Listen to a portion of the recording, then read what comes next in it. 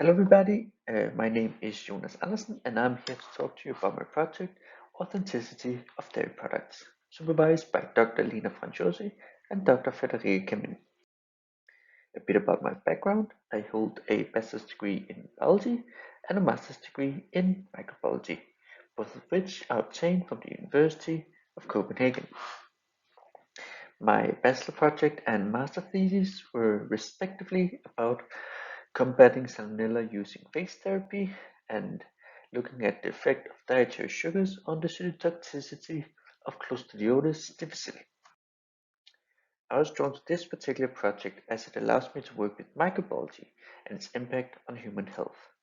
Secondly, there's a number of objectives within the project, which allows for a great deal of scientific development. And lastly, it's linked to the FoodTraNet, and the great number of segments allows collaboration and networking. The project itself will be performed here at Fondazione Edmund Mack. It is a scientific institute focused on agriculture, and it's located here in Trento, in Italy. So about my particular project. It contains two major goals. One, I will look at how to increase the amount of potentially beneficial bioactive compounds found in dairy products, such as cheese and milk. And secondly, I will examine the possibility of using isotopical characteristics to authenticate cheese and milk. So, to reach these two goals, I will initially look at three research objectives. I will evaluate the effect of enrichment of cheese on the polyphenol content of the product.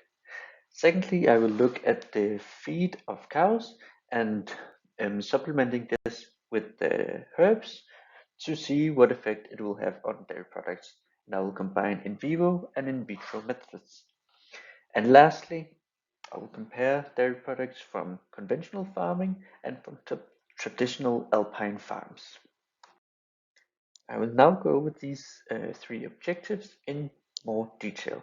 So, enrichment of food is the procedure where a micronutrient, that could be a vitamin, is increased within the food stuff.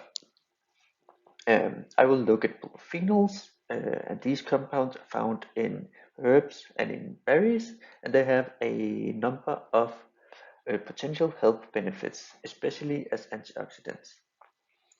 In this experiment, I'll construct cheese with added herbs and berries to try to increase the polyphenol content, which I will then test the cheeses for. I will also look at their antioxidative ability, their physiochemical background, and I will look at how they taste, and lastly I will look at their isotopic characteristics to see if the added herbs and berries have an effect. The second objective is to look at the effect of herbs in cow feed on the milk and cheese they produce. I will initially do a bibliographical evaluation to find potential herbs. One issue, however, is that the cow rumen is a very complex and very unpredictable environment, which makes it very difficult to foretell the effect of a herb. Therefore, I will use a model, an in vitro cow rumen.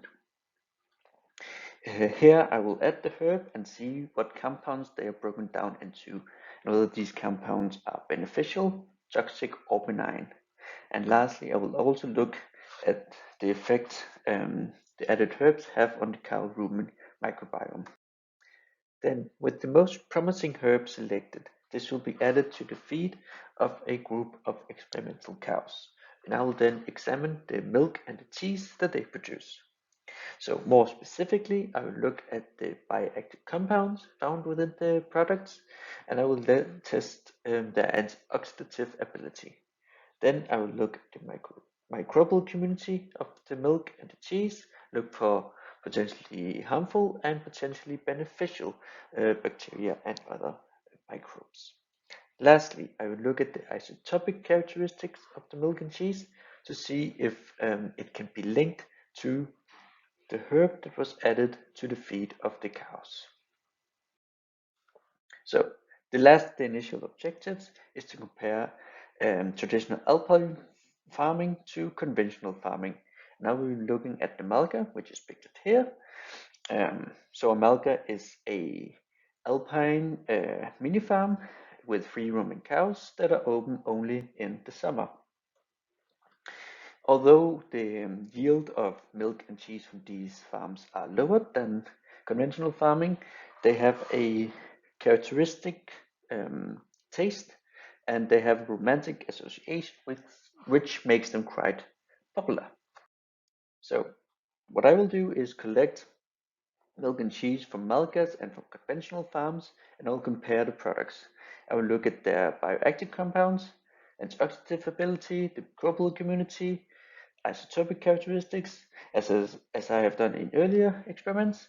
And in addition, I will also see if I can isolate any microbes with interesting properties, such as high producers of bioactive compounds and or probiotic properties.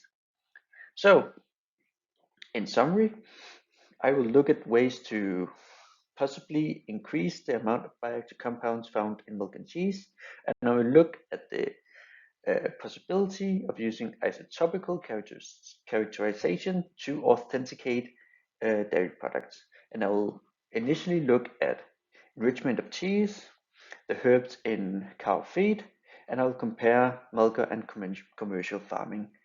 Thank you, that's all for me. Any questions?